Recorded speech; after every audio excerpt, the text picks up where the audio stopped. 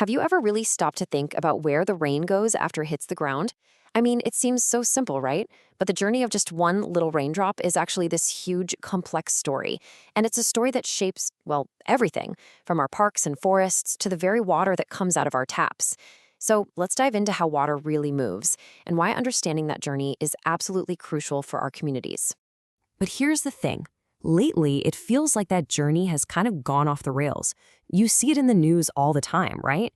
We hear about these devastating floods in one place, and then, at the same time, we're hearing about these crippling droughts somewhere else. It's this bizarre paradox of extremes. I mean, look at this. On one side, you've got this picture of total abundance, a beautiful, full lake. And on the other, a landscape that is just desperate for a single drop. These two images, side by side, they really capture the conflicting reality we're facing. It feels like we're either getting way too much water or nowhere near enough. And that brings us right to the heart of what we're going to unpack in this explainer. How's that even possible? How can we be battling floods and droughts, sometimes in the very same regions? Well, believe it or not, the answer lies in this invisible, constantly moving river that flows between the sky and the soil. Okay, so to really get this, we need to break down three fundamental processes. These are the engines that power how water moves around our planet. It's the core of the hydrologic cycle, and it is happening all around us, all the time, whether we see it or not. First up, we've got evaporation. This is pretty straightforward. It's basically the sun's day job. Its heat beams down on oceans, lakes, and rivers and turns that liquid water into an invisible gas, water vapor, that then rises up into the atmosphere.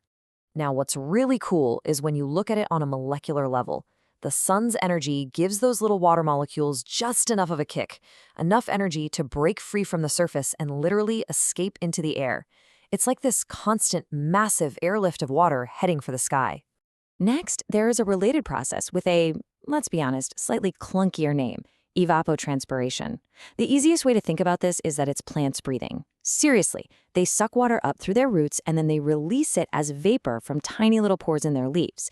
It's a huge, huge contributor to the moisture in our air. And finally, we get to infiltration. Now, this one is so important. This is that critical moment when rain actually soaks into the ground. It's the earth literally taking a drink, filtering that water down to refill the underground reservoirs or aquifers that so many of us depend on. So let's put it all together. When a raindrop falls, it basically has three choices. It can evaporate right back up to the sky, it can get snagged by a plant and transpired out, or it can infiltrate, soaking deep into the soil. And believe me, how that raindrop's journey splits between these three paths, that's everything. And here's the bottom line. The balance between evaporation, evapotranspiration, and infiltration is what decides a region's fate. When that balance is just right, everything's stable. But when it gets thrown way off, that's when you get those wild extremes, the floods and the droughts. So let's zoom in on infiltration for a minute, because it's a real game changer. The best way to picture it is to think of the soil right under our feet as a giant, natural sponge. But, not all sponges are created equal. This chart shows you exactly what I mean. Sandy soil, it's got big particles with lots of space, so it soaks up water super fast, kind of like a brand new kitchen sponge. That means a low flood risk. But clay soil, it's made of tiny, tightly packed particles. It absorbs water incredibly slowly, so the water has nowhere to go but to run off, and that means a much, much higher risk of flooding. Now, for literally thousands of years, this natural sponge system worked beautifully. But in the modern world, well, we've started changing the sponge itself, and this is where the human impact really enters the story. Think about it. When we build our cities, we lay down massive amounts of concrete and asphalt. We call these impermeable surfaces, and they're exactly what they sound like. They act like a giant plastic sheet we've thrown over that natural sponge, sealing it off completely. The rain can't soak in, so it just runs off, overwhelms our storm drains, and you get flash floods. So this is the huge challenge we're facing in all our urban areas. We've spent a century making our cities waterproof, when what they really need to be is absorbent. So the big question now is, how do we fix this? How do we teach our cities to drink water again? Well, the great news is there are some absolutely brilliant people working on exactly that problem. The goal is to start redesigning our cities and towns to work with nature, not against it, to help rebuild that sponge. And here are just a few of the coolest solutions out there. Rain gardens. They're basically engineered gardens that collect and absorb runoff. Permeable pavements. They look solid, but they're designed to let water trickle right through. Green roofs are literally putting the sponge back on top of our buildings.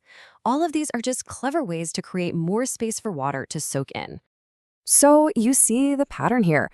The goal of all this green infrastructure is actually pretty simple.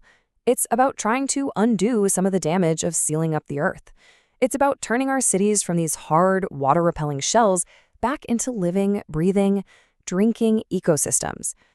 But in the end, all these amazing solutions really depend on one thing: people. Public awareness is so key, because when people like you and me actually understand the story of that invisible river, we can become advocates for change.